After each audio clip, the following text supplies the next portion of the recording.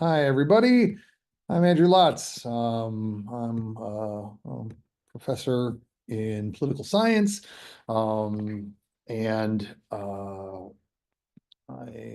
assistant dean of academic program development for the Dietrich School here, and um, I am today giving a talk on undergraduate teaching during times of political unrest. This is being recorded, so no, it's being recorded. And we'll get going here. I will have the chat open, so if people want to be, part of the chat, you're more than welcome to do so. I didn't quite know the numbers, so we're going to kind of go as is, and presume people will jump in as we go. So again, I'm Andrew Lotz. I'm a teaching professor in political science, and assistant dean of academic program development here in the Dietrich School. And we put together this series of talks from the dean's office about different topics that we thought would be valuable, useful to faculty, to staff, to students, depending on the audiences. And mine is very much focused at faculty and graduate students, anyone who's going to be teaching during times of political unrest. This is not a new problem, right? It's one of those things that there have been people who've taught during political unrest before. There will be people who teach on it after us, but it's current. It's in our view with the election approaching, with global crises that our students get very passionate about. It seemed really appropriate to offer. If you have questions as we go, please pop them into the meeting chat. I'm happy to connect on them. And we'll kind of follow up on that as we go forward. So our agenda today, and again, you can, I learned one lesson of the pandemic. You should see everything will be kind of on the right, so you can minimize me on the left. It should be good to go there.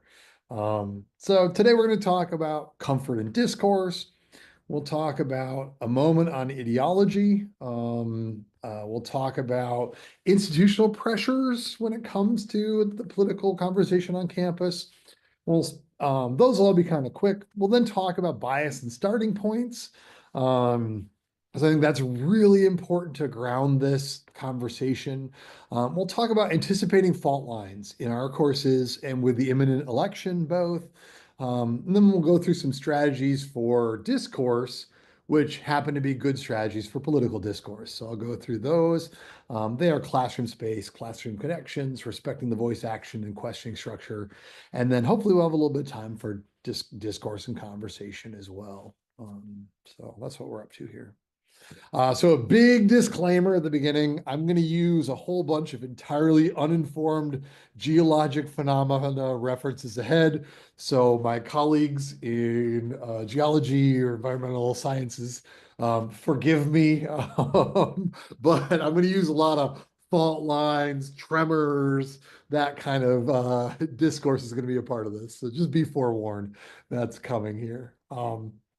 So to get us talking about comfort and discourse, we're a relatively small group, so I'd love it if we just take a moment and have everybody just quick share a little bit about themselves. So I'm just going to kind of have us just go sort of down the line. If you would quickly, and quickly, I'm going to stress, introduce yourself, name, pronouns, unit affiliation, and then what's the earliest political event you remember being aware of at the time it happened? I think it's really handy to sort of just hear, what do people remember? What's the first big thing that happened in the world that you remember as a child going, oh, I noted that. So I'm just going to go down on the list. Laura, you want to go first? I am Laura Zapanta. I'm teaching professor in biological sciences, so we don't get a lot of in-class discussion about these things, but there is definitely a lot of outside of class and pressure to uh,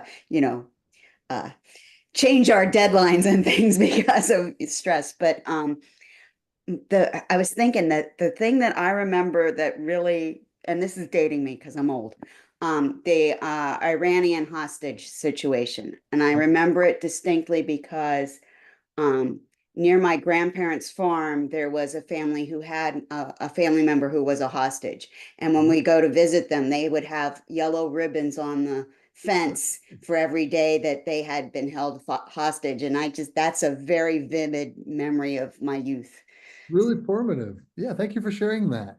Tony, you want to go? Yeah, sure. So, my name is Tony Osepik. I am a teaching assistant professor and uh, academic advisor with the political science department. He, him. Um, Earliest, uh, I, I don't know. That's an interesting question. I mean, obviously, with anyone, 9/11, just because I was a freshman in high school, and it was, very impactful. But before that, not particular events, just a lot of politics, a lot of um, going into voting booths with my parents as they're voting. Um, um, yeah, I was a child of the 90s, so things were a little bit more peaceful. It was more political scandals of the presidential nature were the main huge topics. International relations were not something that we kind of focused on in our family, so it's not, now I've learned about all those things that have happened, but Yep. uh, Of we're not course, as. it depends on where you were located in the 90s, how peaceful it was. But yep. Yeah, yeah. Well, Akron, Ohio is Yeah. kind There of you go. pretty peaceful at that time, so. Cool, thanks. Again, Dana, go ahead. And again, we're just quick name, pronouns, affiliation, and what do we remember? What's the first political memory you can access? Sure. My name is Dana Nellen Russell, pronouns she, her. I'm a teaching associate professor in the English department. And kind of similar to Tony, I think it was one of those situations where, sure, I remember 9/11. I was in high school at the time, as being a big thing, but I grew up in Washington, D.C. So it was there were a lot of talks about politics, just kind of growing up, being what I say, like a child of the DARE program, being understanding, hearing parents and teachers and adults talk about the like the presidential elections, from Clinton but before that, Reagan. So, though I couldn't vote in those elections, obviously I was too young, was very aware of like kind of what was happening around. And so the conversations related to those presidencies and all of that. So yeah, Thank you. Yeah. Yeah. thank you. Frida.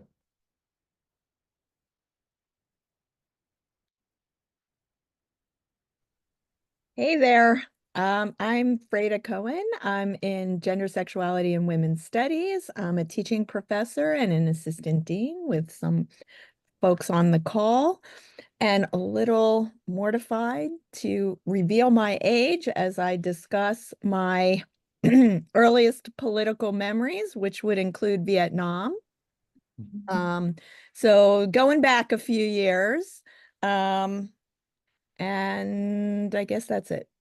Did I Thank you. cover all the bases, Andrew? You did. Yes. Thank All you. right, great, thanks. Hilla. Hi, everyone.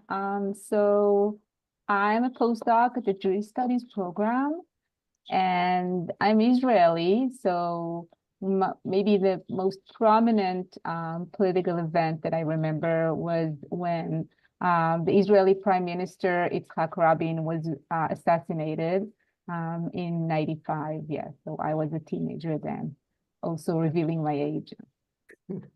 Thank you for sharing, Hilla. Yeah. Hannah. Hi, everyone. I'm Hannah Johnson. I'm a professor in the English department, and I'm currently an associate dean of the Dietrich School.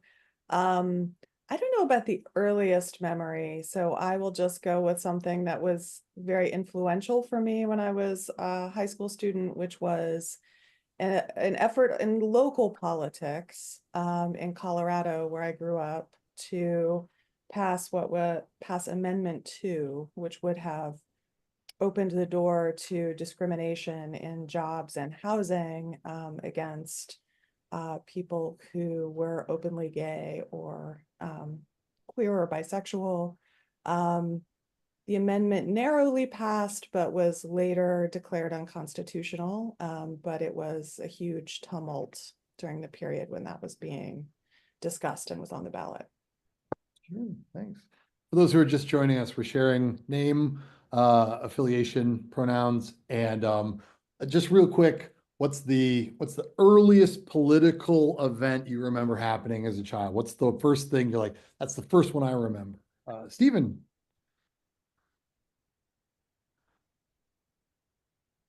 Yeah, hi, thanks. Just getting on here. So Stephen Luft, Director of Undergraduate Studies, East Asian Languages and Literatures, he, him, and I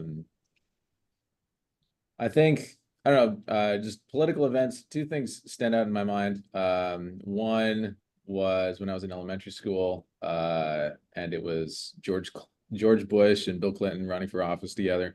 A lot of discussion about, you know, who was going to win, who was going to lose, anyway, it came up in class and the teachers talked about it and students were talking about it. So I remember some discussion there. And then 9/11 stands out quite a lot in my mind. I was in Japan when that happened. And, obviously it was a big deal. And, being in a foreign country, while there's, foreign agents doing things to the United States was kind of an interesting experience. So Thank you for sharing. Yeah. Mark. Hi, my name is Mark Kramer. I'm in the English department in creative writing, experiential learning classes. He, him pronouns. Yeah, image that comes to mind. I don't know if it was the first, but I just have images in the 80s, the evening news, where it seemed like it was a big deal that the US was conducting military action somewhere, like, oh, we're in Central America or bombing Libya. Like that somehow was a big controversial thing. And now it doesn't feel so controversial. It's like normal. But I remember like the evening news where it's like these, the newscaster comes on, they got the big graphic and such. And so, I don't know, that just seemed like a big deal to me when I was a kid. So Thank you for sharing. Thomas. Hi all, I'm Tom Dine, not visiting anymore, teaching assistant professor in the Slavic department. He, him, and my earliest political memory, like Stephen, is, well, actually, I remember being very disappointed to find out that Bill Clinton had won the presidential race because our school had just held a mock election, but we voted not based on person or party or policies, but on mascot. And obviously every kid is going to vote for an elephant over a donkey. So we were all quite upset at school. Huge Republican advantage amongst the youth. Yeah, in middle school especially. Yeah. Leanne. Hi, everyone. I'm Leanne Sukas. I'm in the history department, she, her pronouns. All right, I'm totally aging myself here, but and revealing a lot about my family, but my first political memory was when Turkey invaded Cyprus in 1974, and my Greek immigrant community went to protest it somewhere. So I was super young then, but my first sort of as an adult was definitely apartheid in South Africa. When the college I attended was, when the students were protesting for the college to divest its holdings. And so that was my first sort of political awakening that was also successful. So that's mine. We had a couple people slip in earlier in the alphabet, Liliana and then Sudi. Hello, everyone. So I'm Liliana Duraskovic. I'm an assistant dean also, and I'm from Slavic department, like Thomas. And I would like to ask, what is the question? Because I came a little bit later, so I don't know what I need to supposed to say. Just real quick, a sentence or two. What's the earliest political thing you remember from your Okay, so I don't know if you remember at that time I was in Montenegro, and that was I think it was after the high school. There were protests in former Yugoslavia, all over former Yugoslavia, and in Montenegro especially, because they wanted a new government, and it was like communism and all the things that's happening. It was before the war in Bosnia. So that was my first political thing, in protest all the time, protesting over there. But I am now also like following what is happening there. I would be ready for the second tour if they need it. Thank So you. yeah, that was the first one, but it was overseas. Sure. Okay. Yeah. Sudi. Good afternoon, everyone. Thank you, Andrew, for leading this very important conversation, a very timely time as well. At this time, I'm Sudi. I go by Sudi. I am a faculty member in the linguistics, but I'm also serving as Dean's Fellow for experiential learning. Major events, one of them Mark already cited is the Libya event. Moroccan riots, 1980s, they're known as the Bread riots, because Morocco was experiencing some economic instabilities and rise of prices. And another one that stood to me also as after those was the Desert Storm. Yeah. Thank you for sharing. I'm again, we have the chat if you want to reach out in the midst of these things. Thank you everyone for sharing. I'm going to show you in a second why we did that and why I took the time to do that. It's part of the calculations here as we go. So, all right, let me just make sure I've got everything I need. There we are. Okay. I'm Andrew Lotz, he, him, they, them, all fine. My first political memory, very distinct, the fall of the Berlin Wall. It was the first big major world event that my sort of brain caught on, captured on, thought about. I can look back to this day. This is maybe the most famous picture, or one of the more famous pictures of breaking down the wall. This one is the one I always think of, in part because the way it was explained to me by my parents was literally people in West Germany, they have capitalism, so they have blue jeans, and people in East Germany, they had communism, so they didn't have blue jeans. And so when I saw this picture, locks in my brain, shows you how my parents may have misinformed me, may have informed me correctly, but this one was the one that locked into my brain at that time. And I raise that because, in part, it's helpful for us to understand sort of where everyone comes from, in terms of where political identities form, and remember that our students are coming from a variety of different spots where their identities and their political thoughts are forming around different moments, different time. And also because I want to highlight this action, right? The action of taking the time to share who we are and to share a political thing about ourselves, that we can now understand one another better and see, wow, whether it was a protest in Morocco or a protest in the US about Cyprus, right? We were attending similar things, or a protest in Montenegro, or others, Vietnam protests, right? We have these kind of shared elements. And when people were talking, I'm like, oh yeah, I visited Israel and Palestine at one point in my life, and it was right after the Rabin assassination. And so that moment triggers in my brain, I know where I was, right? So I think it's really helpful to understand, where people come from. And we'll talk more about comfort in discourse and sharing and venturing things as we go forward here.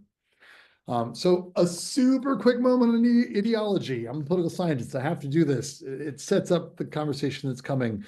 This may be retreading tires for some. This may be new for others.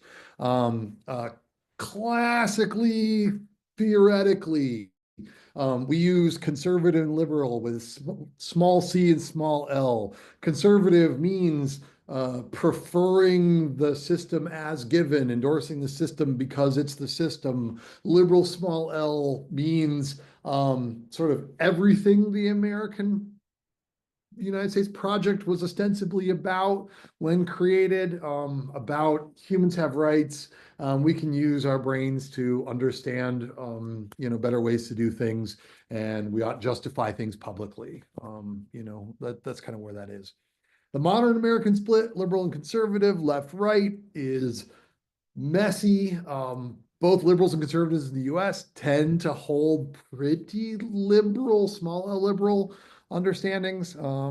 It can vary, it can change. There are certainly movements on both sides that don't, but that tends to be our modern American split, which historically was about sort of differences between approaches towards size of government, which is a really lame way to view it, but still was, and about like progress versus like social progress versus social sort of stability, right? There are complexities in ideology. There are other axes. Libertarian, statist populist in the United States. You can view it like a diagram. Be careful if you're rooting around for diagrams that do like a diamond. A bunch of them are created by specific groups that are giving you questions that are inclined to slant you towards believing in that group. We have other attachments, authority, tradition, systems of belief that interplay with this. Importantly, our ideology intermingles with our standpoint and our worldview, which in turn gets treated as lived experience. It's hard for people sometimes to single out what is my lived experience and what do I know because the people who speak about my ideology tell me this is the truth.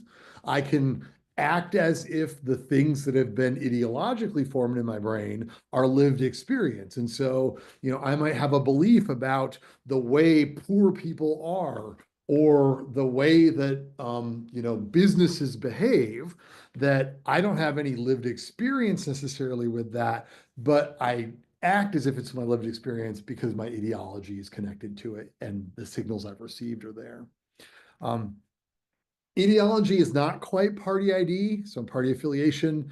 They're not the same, but they're very closely related in practice. Oftentimes the signals and the learning we do get filtered through our party identification and it creates kind of where we're drawing from. So similar but different.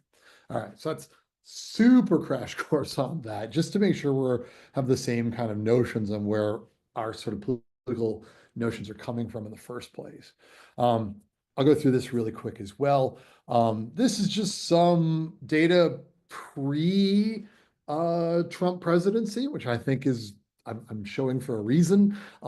We right now talk about how divided we are, how split we are in the United States, how polarized we are, but that's been going on for quite some time. Why I like this data in particular, I find this to be really useful, is it asks people also like, how engaged are you? And so it shows the sort of growing split, right? The median Democrat and the median Republican, what's consistently liberal, what's consistently conservative. There's a split there. They were different in 1994. And that split changes a little bit maybe in 2004. But by 2014, it gets a bigger gulf. Now notice, amongst the politically engaged, that gulf's way bigger than amongst the less engaged.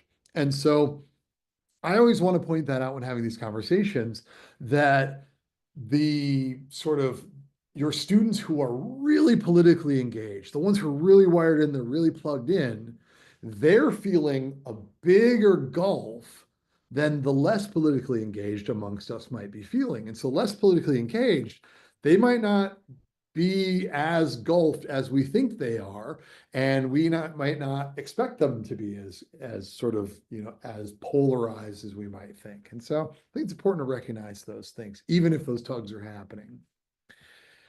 So let's talk the campus. There are certain pressures that happen to us on campus political discourse, and I think it's important to talk about them and understand them. I think if we own them and are open about them, that helps us moving forward. So think about these as those sort of like the buildup of pressure inside a volcano, right? If we think about a moment when a student protest spontaneously occurs or is organized to occur, or a student just erupts at another student in class, or a faculty member sort of has a tirade, right, wherever it might happen, like that pressure has been building for a while, and we can think about those pressure sources. One of them is there are some pressures about, we have a discourse right now that tries to tell students that, professors in the university are trying to, brainwash their children, right? That narrative's out there. This is a screenshot of the professor watch list. I know everyone right now is immediately second screen Googling, oh no, professor watch list. You can search by school. You can see who's on there. I think there were 8 people on the list when I pulled up Pitt's page earlier today to double check. It is something operated by Turning Point USA, and it's just indicative of that broader discourse right now that's out there in the public about professors, they're indoctrinating students. That's something we need to be careful. And so we all operate in a space where we know that our students have heard those narratives, and so that's worth recognizing is going on. I'm not a big fan of submit a tip style things. It sounds pretty nasty to me. But that is the way that this kind of gets structured. And so we know that our students are watching for this and that students are attentive to this. And it's not just students on the right. This happens to be students on the right, a right narrative. There are students who on the left are also sort of we as professors and instructors know that students might be monitoring us and might be speaking to people outside and might be receiving narratives about sort of, well, my professor said this, so X. Right? So we exist in a climate of those kind of pressures. The answer always to anybody that suspects, are we brainwashing our students, is a reminder that if we were doing that, we'd brainwash them to read their assignments. First and foremost, they'd read all their homework. That'd be where I'd put my energy. Beyond that, I'd be happy. So I think that's always important to remind. We also know that our students have easy access to social media and that they might take a snapshot of something, in a reading and put it out into discourse. They might, film something and have that be seen by others. They might release a reaction video that gets, thousands upon millions of views. You don't know when that's going to happen. And that is a pressure to operate under that didn't exist before or quite in the same way, right? The student certainly could have gone and write a editorial to the newspaper. It could have been seen, could have been picked up, but there's a sort of immediacy to the modern media environment that we experience as pressures in these classroom situations.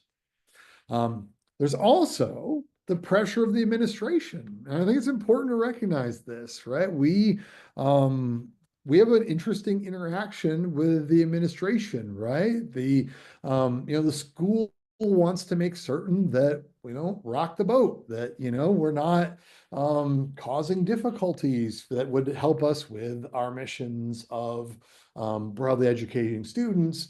Also then the missions of attracting students to the University of Pittsburgh, making sure that we have the kind of portfolio and profile internationally and nationally that people want to come to the University of Pittsburgh. And so those can exist as pressures too, all of which can affect our feelings about our speech actions, right? Our classrooms are spaces of free discourse. We have a lot of power as faculty members to be able to structure our classrooms around, getting to the questions that we think are important, that we think are academically rigorously valuable to present. And so these pressures can come on all sorts of sides to make us feel like nervous about speech actions, worried about speech actions, worried about moments when there might be a release of pressure, what will be seen, what will be done. And so I just like to acknowledge that, because I think sometimes acknowledging it can make us go, okay, those are the pressures. Where are we at now? I always, when I'm talking about how to proceed in these moments, start with bias and starting points. Before we start talking about how they manifest in the classroom, I think it's important to think about where they come from in the first place. Where do we get our political attitudes and ideas is a critical part of the conversation about how we deal with them in the classroom, because I think we can give us insight into what we ought to do. Where do our students and our alumni and our administrators and our faculty and our staff, ourselves, right? Where do we get our attitudes and ideas? And importantly, to think ourselves different or less influenced would be problematic itself, right? I know my students get their understandings of politics from very particular sources, and to think that mine are somehow magically better or different, or, that I'm immune from bias because of my sources, would be foolish. There's a great social psychologist, Karen Dill, who her work goes into this, just like really critically, like points out and reminds in her book How Fantasy Becomes Reality. Like the moment you think yourself as immune to these pressures, that's the moment that those pressures are in control of you, right? If you think I'm not affected, you're affected. Mark Twain said it quite well. In religion and politics, people's beliefs and convictions are in almost every case gotten at secondhand and without examination from authorities who have not themselves examined the questions at issue, but have taken them at secondhand from other non-examiners whose opinions about them were not worth a brass farthing. Right? That's, I think, a critical starting point for the kind of conversations that might crop up in our moments of political strife.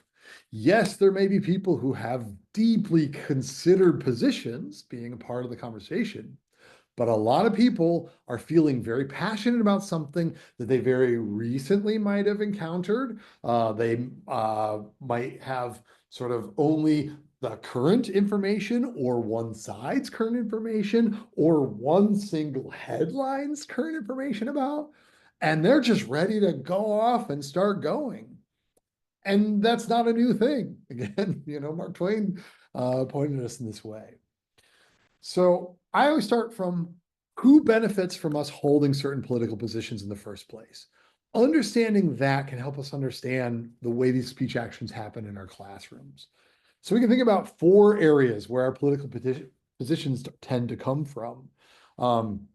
One, they come from candidates, right? Our candidates, they decide what they're talking about, and that ends up shaping our conversation, right? And so when, a candidate spends time talking about gun control or the Second Amendment, when a candidate spends time talking about immigration, transgender rights, conflict in the Middle East, Russia, anything they are going to make their claims about, they're choosing to make those claims. And we have to keep in mind, they're choosing to make those claims because they're seeking election or retention. And so every sort of political position that we draw from candidates, we have to remind ourselves, are coming from an election seeker or a retention seeker, right? They are interested in being renewed, in keeping their position, in being elected for the next time.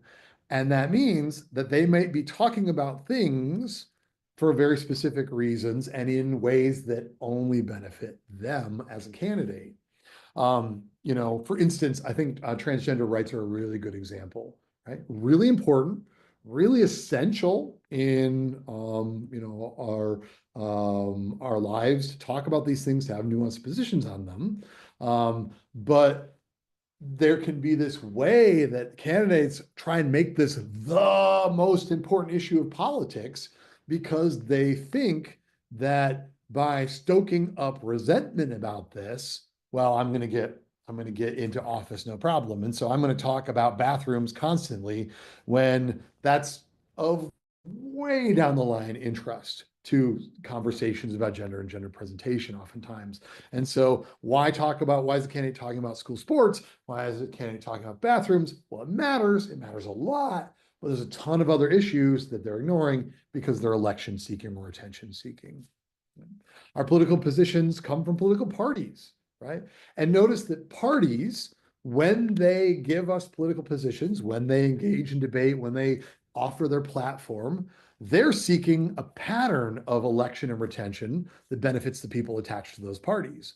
So they're biased as well. They want to succeed, so they're going to issue political positions that help them succeed. Pundits, likewise, they seek continued What they want is our continued connection to them as a source for revenue, for power, or both, right? So they want us to keep returning to them because it gets them views, and so it gets them ad revenue, so they continue to make money, or they continue to have voice because lots of people are seeking them, so they continue to have political power because they're being heard. And so any positions we get from pundits are coming through that source. Then from algorithms, right? We get a lot of what our beliefs are because of the algorithm, what gets attention and traction, and what matches us already. And so we're getting things, our political positions, because we're already similar to those things, or they're the big incendiary things that get lots of people commenting. So that's what gets traction as opposed to other important political issues. And so if we start from that area, I think we can extend Twain's comment pretty well for the purposes of thinking about our classrooms. In politics, people's beliefs and convictions are in almost every case gotten secondhand and without examination in the context of purposeful, self-enhancing presentation of the issues and a competitive structure that incentivizes presenting the opposite side as untenable, right? All of our students and us are existing in a world where we're being trained to treat the other side as impossible to talk about, right? They're the enemy, they're the other. We can't talk about their positions. We can't have that conversation. And that's going to feed into the way that people approach our classrooms. So when a student shows up with an incendiary statement, they might not hold it as strongly as we might experience them when they give it. And we can remember to think about questions of, where does that come from? Why did that come to your attention? Why are you asking about this? Why bring that at this moment? Who benefits from us understanding the debate in that way? Even a statement as simple as who benefits from us understanding the debate in these terms can diffuse a conversation in a classroom in a really powerful way. And I think it's a great tool to start with. Second strategy we can use is anticipate the fault lines. We know fault lines are coming. We know that there are known areas of difficulty, and we can plan for them, right? So why not plan for them? That can help us. You can anticipate when these charged politics come up, and you might think really carefully about the challenges of your particular classrooms. And so this is a moment where I'd say, just kind of be thinking about your own courses in your head when we go through these things. There's sort of two big spots of likely discord, and we can think about different plans for how to manage those. There are topics days where in a specific class, that's a discord day. It's likely to happen there. And then there are discourse windows of world events, right? It would be stunning to me if, I walked to my class after this and a student was super pumped up about talking about the draft in Vietnam, right? Because that window of conversing about that is just kind of past. Maybe they read, Stanley Carnell's great book, and maybe they want to have a conversation, but on the whole, right, there's a discourse window for stuff. And we can think about what discourse windows are active to be able to navigate those kind of moments in our classrooms. So specific readings and topics, good news, you're the expert, right? And so, you're already doing what you ought to be doing in this way, right? You know what's going to come up, what's specific in your discipline, what are the friction points, what are the fault lines in your discipline? You know that already. And so, I rarely have a conversation about evolution come up in my political science classes. But I can imagine that biology classes, whether or not teaching on evolution, might hit moments where suddenly students get, oh, this language fits this narrative that I've consumed from outside, so now I'm putting this into the discourse, right? And so we know that's coming, and our own disciplines might have those. And so being discipline experts, we can see that. We can see those coming largely. Of course, you can have a plan for those things. You can anticipate when they're going to come up in your class. You can look at your syllabus. You can say, okay, I know when these things might come up. There are likely to be really good disciplinary resources for this. There might already be sort of a panel that happened on this very topic for your subject that you can get a transcript of. You can talk to your peers about it, just around the office and say, how do you navigate this? Hey, I got this coming up. Right? How have you navigated that in the past? That can be a really strong, powerful way to ready oneself to practice these things. Sometimes the best way to handle it is to kind of practice it. Also, we have to notice amidst this, the discomfort may lessen, but it's never quite gone when we have these specific things, right? We might get better at navigating it, but we never might get over that little bit of discomfort that might happen in those spaces. Discourse windows, just we can understand that topics have a certain lifespan, and we can start to think about who's extending those lifespans and why. Who keeps an argument part of the conversation, who keeps reminding us about these things, what is active right now might mean what's likely to happen. So I did some quick Google Trendsing.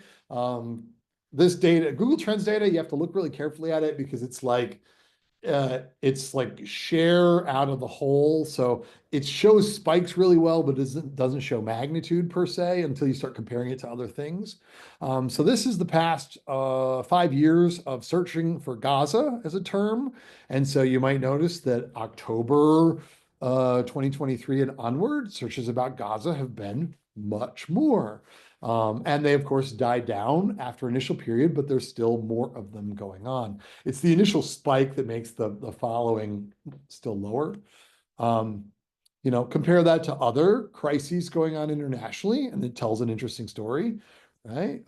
Sudan is an interesting conversation to have. Why is that not spiking, right? But I think I put it in for comparison.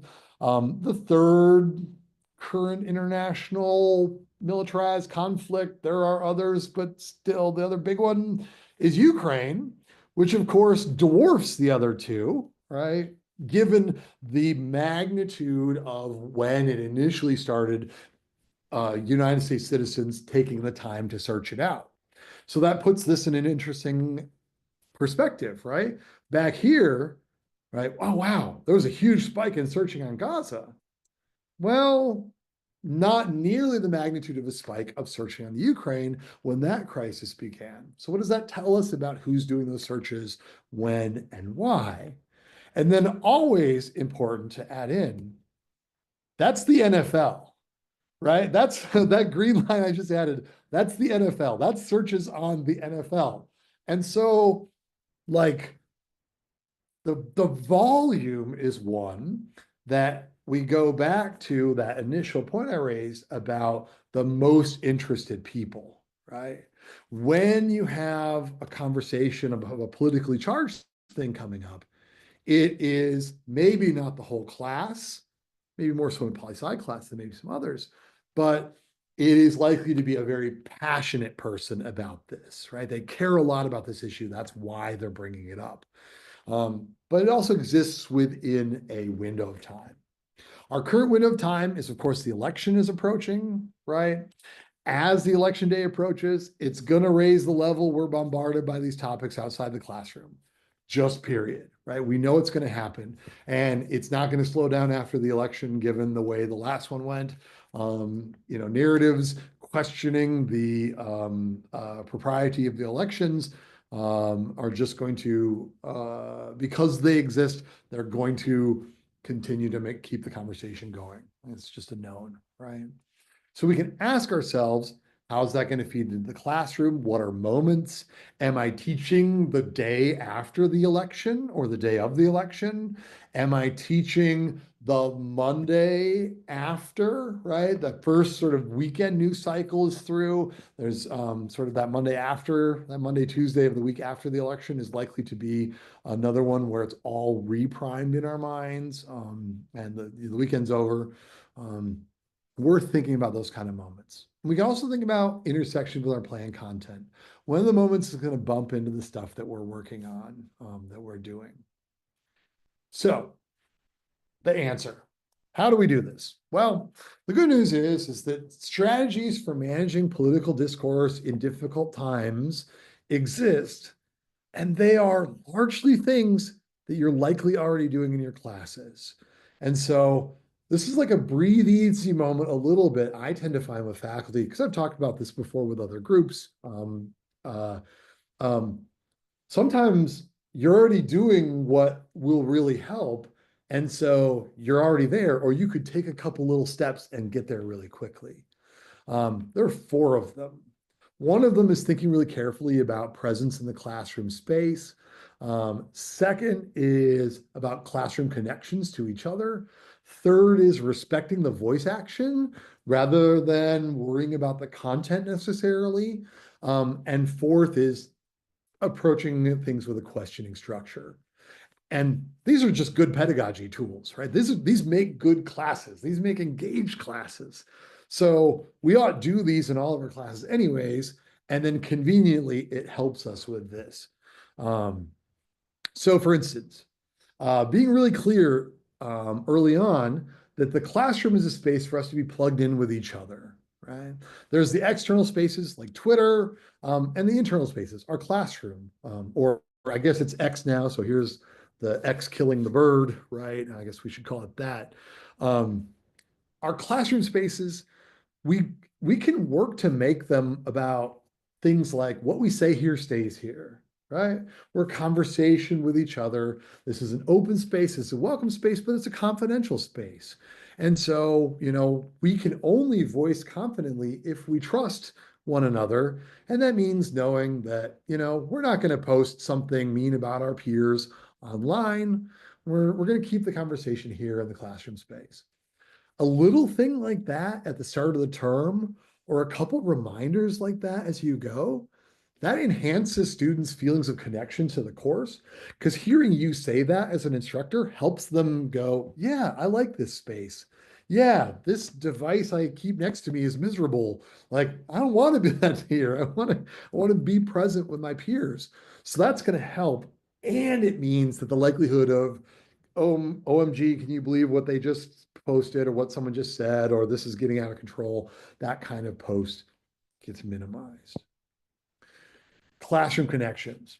This is why I took the time at the beginning of this to have us all introduce ourselves, share something personal about ourselves. I do a lot of that in my classes, and a lot more than you might expect. I spend way more time having students talk about themselves, and sometimes politically, sometimes non-politically. I love having students tell what their talent is. It's one of my favorite things. I will also do exercises in my classrooms where I have them like write down something about themselves on a note card, and they pass them all in. I shuffle them and I read them without reading the names, and I show the class, this is who we are as a class, right? These are all the talents we have in this classroom. Can you believe this? We had a funny moment in my class this semester where 2 students had the same very obscure talent. It was like bird song whistling. And so it was a really funny, like, I got to one, like, oh, that's really cool. Got to another student can birdsong whistle. And it was like a really cool moment. And the class felt together because those kind of moments really help us. The more time you've spent doing that, the more the students see each other as peers. And when I encounter a peer that has a political conflict or a political difference, they're already part of my team. They're already in the club.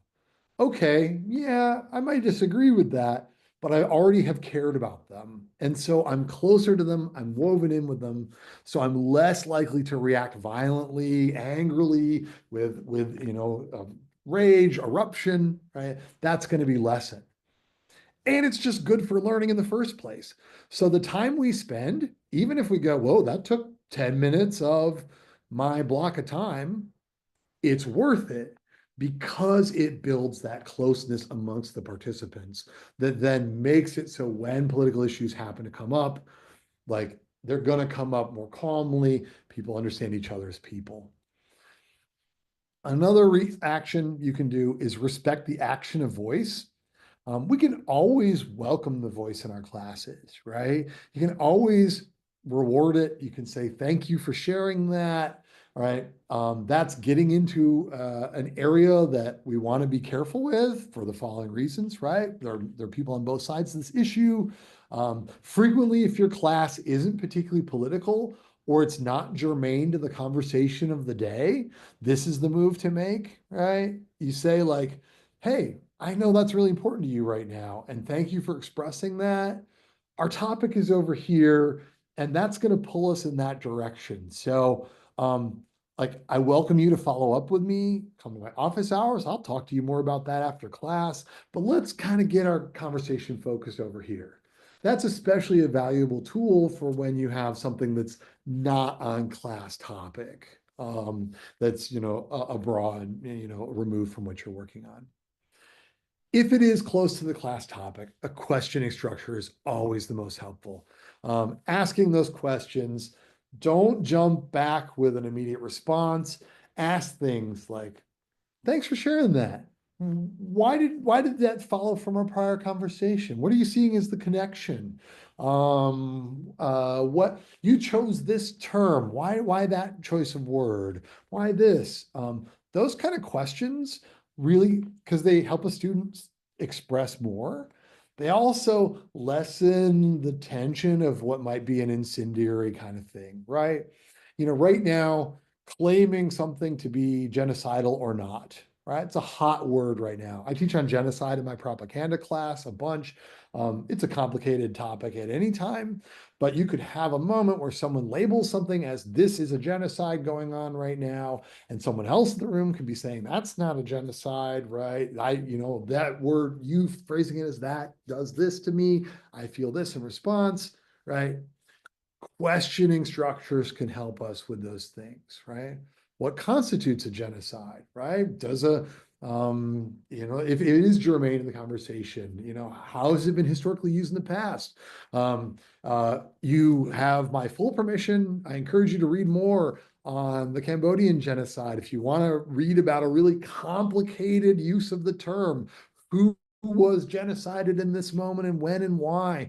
It's really complicated, and it shows us these terms are very political, right? There are moments when, these people oppose communism, so we're not going to call what they did genocide.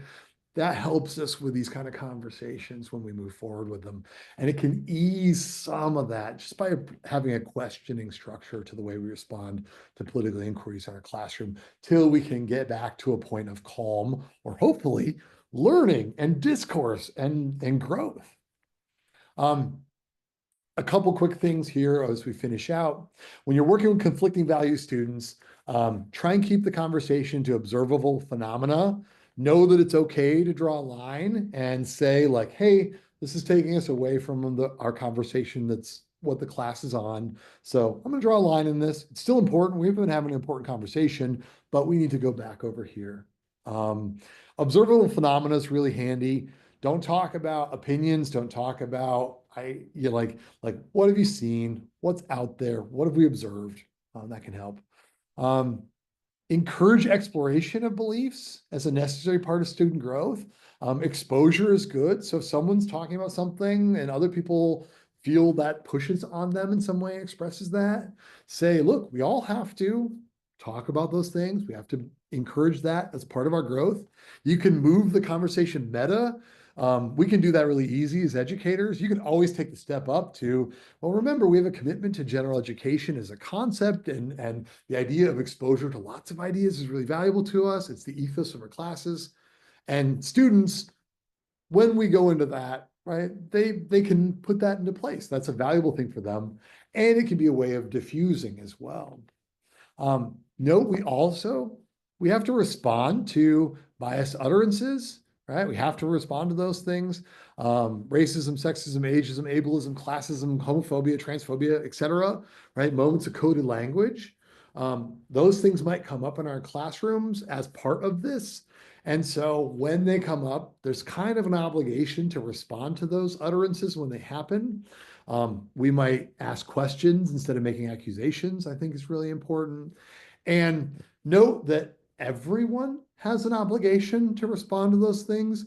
Sometimes fellow students can do it, And sometimes they do it well, and sometimes they do it less well. And you can sometimes be the arbiter of those moments where, you know, if a fellow student raises like, hey, when you said that, that language tends to come from this space and I see it this way. Cool, they've addressed it. Good, it's been addressed. You might endorse it, etc. If they address it in a way that's a little clunky, you might be able to smooth the way the discussion goes and guide it back to that learning environment. Keep in mind, if discomfort does get too high, exit option is really odd in a classroom setting. Exit option is often what we use when discussions get too difficult for us. So if you've established at the beginning of the term, like, listen, if any conversation gets too much for you for whatever reason, you can walk out. It's okay. We understand. Take 5, come back. You know, you're adults. That's okay. Really quick in our last 3 minutes, as I'm determined to keep this on time, though I will stick around and have a conversation afterward for anyone who want to converse. And I'll turn off the recording for the conversation because I want it to be, you know, like confidential to the people having it. 3 resources. I'm going to drop them in the chat right after I'm done here. Our teaching center has great guidance, right? We have a teaching in time of conflicts resources. I reviewed them in order to offer some of these insights. They're really valuable. They're well researched. You can go there, and the people in the teaching center can be good resources for this, as well as your peers, right? For people on the video, here it is large. It's always weird if you're watching a recording, like here's a resource which you're not receiving. So teaching.pitt.edu, teaching in time of conflict is what you Google to find that one. We also have, this is a relatively new website. This is the Free Speech at Pitt resource.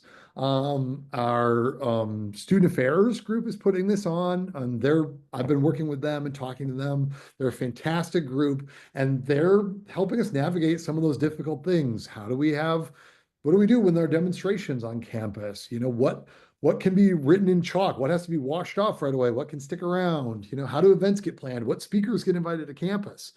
That's where this gets kind of navigated. And in particular, there's handling classroom disruptions, which I think is some valuable stuff to read through. Here's the website, freespeech.pitt.edu, has all those resources. Handling classroom disruptions, it's got a whole set of like if-thens.